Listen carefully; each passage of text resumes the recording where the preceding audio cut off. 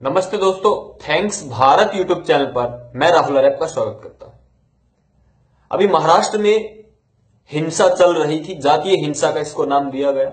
दलित versus ब्राह्मण, दलित versus Hindu, दलित versus Maratha, इस प्रकार के न्यूज चैनल पर आकर अपनी अपनी राजनीति चमकाने वाले प्रचार प्रसार कर रहे थे, दुष्प्रचार कर रहे थे। दोस्तों, ये कोई दलित वर्सेस हिंदू नहीं था, क्योंकि दलित भी तो हिंदू ही है। ये सारा का सारा तंत्र मुस्लिम वर्सेस हिंदू था। इसको दलित वर्सेस हिंदू बनाया गया। बहुत ही महत्वपूर्ण आपको जानकारी दूंगा और अनेकों घटनाएं बताऊंगा, केवल महाराष्ट्र तक सीमित नहीं रखूंगा। बहुत ही महत्वपूर्ण और गहन जानकारी, गूढ़ जानकारी आपको मिलेगी। इस शौर्य दिवस पर मंच से जो कर रहे थे, all India personal law board के अध्यक्ष वहां पर उपस्थित थे। उमर खालिद, जेएनयू संस्था, कुछ याद आया होगा। भारत तेरे टुकड़े होंगे इंशाअल्लाह इंशाअल्लाह। उमर खालिद जान गए होंगे कौन है। देशद्रोह का केस चल रहा है, काफी लंबे समय से चल रहा है। कम्युनिस्ट व्यक्ति है, कम्युनिस्ट नाम के हैं, पक्के कट्टर मुस्लिम है और भारत को तोड़ने की साजिश करते हैं। आतंकवादियों से इनके सीधे संबंध है। तीसरे व्यक्ति जिग्नेश मेवानी, बाम सैफ के जो स्वयं का प्रचार प्रसार करने वाले हैं, वो इनका विरोध करते हैं क्योंकि ये दलित नेता नहीं है, इस प्रकार से वो कहते हैं, इनके विरुद्ध बोलते हैं। नाम है बामन मेश्राम, आप यूट्यूब पर उनकी देख लीजिए। जिग्नेश मेवानी के खिलाफ कितना जहर उगलते हैं। वो भी दलित नेता है, ये भी दलित नेता है, आपस में जहर उगलते हैं। क्यों? क्योंकि जिग्नेश मेवानी मुस्लिमों का आदमी है, कुछ ईसाई मिशनरियों के संपर्क में भी रहता है और वामन मेश्राम ईसाई मिशनरियों के संपर्क में ज्यादा रहता है। ये आपस में काट करते रहते हैं। 3 व्यक्ति मंच पर थे, तीनों के तीनों मुस्लिम परस्त लोग। 2 तो डायरेक्ट मुस्लिम और जिग्नेश मेवानी सीधा नहीं है, लेकिन अप्रत्यक्ष रूप से मुस्लिमों का सपोर्टर है, कम्युनिस्ट व्यक्ति है ये। इसको हिंदुवाद से, हिंदुत्व से, इसको दलितों से कोई लेना देना नहीं, इनका कोई उससे है ही नहीं, कोई मतलब ही नहीं इनका। और वैसे भी कांग्रेस का एमएलए बन गया है। चौथे व्यक्ति गुजरात से जिग्नेश मेवानी। चौथे व्यक्ति यहां पर प्रकाश अंबेडकर। इनको तो शर्म आनी चाहिए। ये इन लोगों के साथ, जिनके साथ मंच शेयर करे थे, जिन कांग्रेसियों और मुस्लिमों के साथ इन लोगों ने सदैव BR अंबेडकर, भीमराव अंबेडकर साहब को धोखा दिया। उनके परपौत्र होते हुए इस प्रकार के षड्यंत्र में शामिल हो गए। इनको शर्म आनी चाहिए। कैसे जानिए 1952 का चुनाव, 1954 का चुनाव। मैं स्वयं शूद्र हूं। 1952 और 1954 का चुनाव जो जवाहरलाल नेहरू थे, उन्होंने भीमराव अंबेडकर जी के विरुद्ध कैंपेन किया कि ये लोकसभा में नहीं पहुंचना चाहिए व्यक्ति। उनके साथ आज ये मंच शेयर कर रहा है प्रकाश अंबेडकर। दूसरी बात, ये दलित वर्सेस हिंदू नहीं था। अब इस मुद्दे पर आता हूं, यह बताने का प्रयत्न किया कौन कौन लोग किस प्रकार से षड्यंत्र में थे। अब आते हैं मेन मुद्दे पर। दोस्तों, यदि ये दलित वर्सेस हिंदू होता तो प्रकाश अंबेडकर को 2 दिन के भीतर जो है महाराष्ट्र बंद बुलाया, आज ही बंद बुलाया, आज ही शाम को वापस ले लिया। क्यों? क्योंकि दलितों का इसमें कोई रोल है ही नहीं। दलित समाज खड़ा ही नहीं हुआ मराठों के विरुद्ध, क्योंकि हिंदू एकता है, वहां हिंदू एक है। उनको पता चल गया कि दुश्मन कौन है, कैसे हमारा उपयोग किया जा रहा है, उनको सब पता चल गया। दलित विरोध में था ही, दलित खड़ा ही नहीं हुआ। ये बहरूपी जो मुस्लिम थे, जो झुग्गी झोपड़ियों के लोग थे, और मैंने महाराष्ट्र के बहुत सारे युवाओं से बात की और मेरा स्वयं का आकलन है और वहां से सारी तथ्यात्मक जानकारी उपस्थित, तब ये बात कह रहा हूं। ये झुग्गी झोपड़ियों के जो लोग हैं, जो मुस्लिम परस्त लोग हैं, जो कम्युनिस्ट विचारधारा के लोग हैं और जो कट्टर कांग्रेसी लोग हैं राजनीतिक, उनका किया हुआ षड्यंत्र है ताकि दलित उग्र हो जाए और यहां पर जातीय हिंसा भड़क जाए।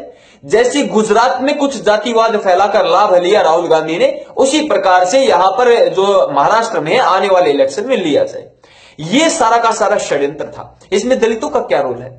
ना तो मंच पर दलित नेता थे, कोई दलित था, ना भीड़ों में दलित थी, कुछ गिने चुने राजनीतिक लोग थे, तो इसमें दलित कहां से आ गए? ये समस्या है, ये बड़ी बात है। अब मैं इसको थोड़ा बड़े पैमाने पर समझाने का प्रयत्न करता हूं। 5 सितंबर गौरी लंकेश, कुछ याद आया होगा, मार दी गई थी और अगले ही स्टेप पर उसी दिन कुछ ही घंटों के भीतर राहुल गांधी का ट्वीट आ गया था। मैंने वीडियो बनाई थी इस पर कि इसके पीछे RSS और मोदी का हाथ है, ऐसा कहा गया। हिंदूवादी जो ताकतें हैं, दक्षिणपंथी ब्राह्मण जो है, उन लोगों ने इसकी हत्या कर दी, ऐसा उन्होंने कह दिया तुरंत। सारी कांग्रेस के अपने प्रवक्ता छोड़ दिए कि ऐसा कहते जाओ, प्रचार करते जाओ। हुआ क्या?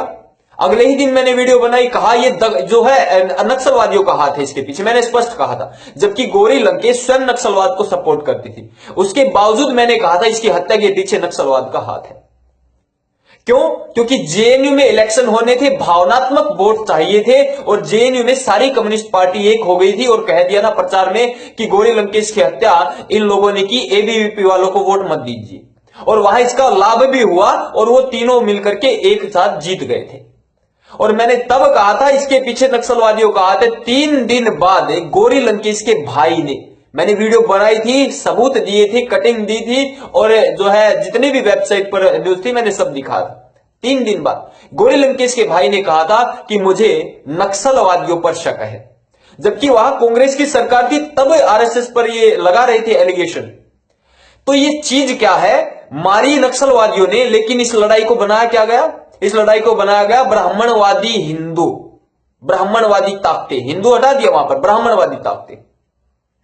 लड़ाई मुस्लिम और हिंदू की है, समझने का प्रयत्न कीजिए। लेकिन मुस्लिम अपना नाम बहरूपिया बन के बदल करके दलित रख रहे हैं, और हिंदू डायरेक्ट नहीं कह रहे, उनको कह रहे ब्राह्मण। ये लड़ाई बना दी मुस्लिम हिंदू, इसको पलट दिया, ये दलित हो गए और ये ब्राह्मण बना दिए। ये है सारा का सारा तंत्र और खेल, बहुत बड़ा तंत्र है। बदला कैसे, कब बदला, क्यों बदला, इसके पीछे का तंत्र है वो समझ लीजिए।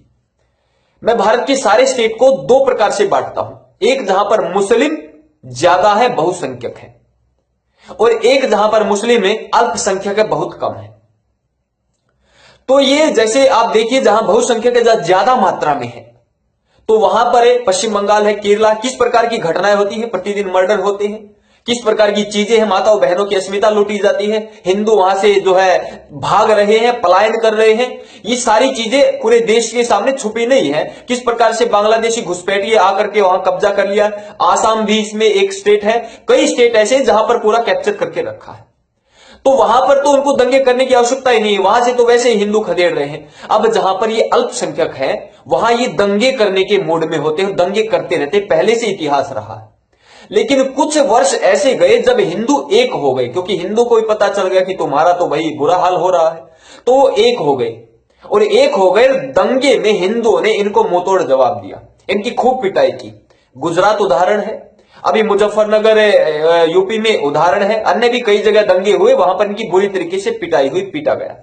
तो इनके कुछ संगठनों ने अपना मिल बैठकर एक रेजोल्यूशन पास किया, मुस्लिमों के बड़े बड़े संगठनों ने, बड़े बड़े धार्मिक नेताओं ने, लीडरों ने, मुल्ले मौलवियों ने और बाहर की विदेशी ताकतों ने भी, कि अब हम कभी भी जहां पर अल्पसंख्यक है वहां हिंदू वर्सेस मुस्लिम नहीं होने देंगे। वहां हिंदुओं को हिंदू के नाम से भिड़ाएंगे और लड़ाई हम ही लड़ेंगे। दलित वर्सेस ब्राह्मण कर दीजिए इसको, दलित हम अपना नाम रखेंगे और हिंदू का नाम ब्राह्मण रखेंगे, और ये लड़ाई चलने दीजिए ताकि हिंदू एक ना हो पाए। ब्राह्मण, अरे ब्राह्मण लड़ रहा, ब्राह्मण के साथ है, ये वो है, ब्राह्मण है कितना भाई, ब्राह्मण के साथ नहीं लड़ रहा। ब्राह्मण तो 1%, 2%, 3% लगा लीजिए, 5% लगा लीजिए, ब्राह्मण कहां लड़ रहा है? वो तो तुमसे लड़ रहे, तुम्हारे से उनकी डायरेक्ट लड़ाई है, आज से नहीं है। 712 ईस्वी मोहम्मद बिन कासिम आया था, उस समय से आपके साथ लड़ाई है।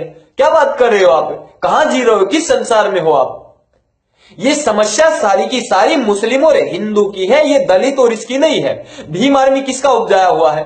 बामन मेश्राम जिग्नेश मेवाड़ के विरुद्ध बोलता है, जिग्नेश मेवाड़ बामन मेश्राम के विरुद्ध बोलता है, प्रकाश जावड़ेकर औरों के खिलाफ बोलता है। दलित नेता जो बने फिर रहे हो, आपस में जहर उगल रहे, गालियां दे रहे हैं। क्यों दे रहे हैं? क्योंकि कुछ ईसाई मिशनरीज की ताकत है, कुछ धर्म परिवर्तन करके ईसाई बन गए हैं पर्दे के पीछे, वो अब दूसरों के विरोध करते हैं। कुछ मुस्लिम बन गए, वो उनका दलितों को खिला रहे हैं, हलवा समझ के बांट लिया है, प्रसाद समझ लिया है। ये चल रहा है इस देश में। लेकिन अभी जब उन्होंने वो जो अभी महाराष्ट्र में बंद बुलाया था, वो वापिस क्यों लिया प्रकाश अंबेडकर ने? क्योंकि दलित इस ओछी राजनीति को, इस तुच्छ राजनीति को आसानी से समझ गया, पूरा समझता है, और इसीलिए ये घटना ऐसी घटी कि दलितों ने इसमें रोल ही नहीं लिया कोई। आज तक कितने शौर्य दिवस मनाए गए, हर बार मनाया जाता था, कभी हिंसा हुई? कभी नहीं हुई, क्योंकि दलित कभी हिंसा करता ही नहीं। मराठे पेशवा कभी हिंसा करते ही नहीं आपस में, हिंदू कभी आपस में दंगे फसाद करते ही नहीं, सीधी बात। ब्राह्मण कभी दंगे करते ही नहीं। इलाहाबाद में हजारों लाखों करोड़ों लोग एक एक दिन में इकट्ठा हो जाते हैं, कभी हिंसा हुई आपस में? कभी नहीं हुई हिंदुओं में हिंसा। ये हिंदुओं में हिंसा नहीं हो रही, चाहे हरियाणा हो, चाहे मध्य प्रदेश हो, चाहे गुजरात हो, चाहे अब महाराष्ट्र हो, चाहे अब आने वाले भविष्य में राजस्थान हो, क्योंकि वो होने वाला वहां भी। यहां पर हिंदू नहीं करेंगे आपस में, ये दलितों का नाम लेकर के और हिंदू के विरुद्ध लड़ रहे हैं मुस्लिम।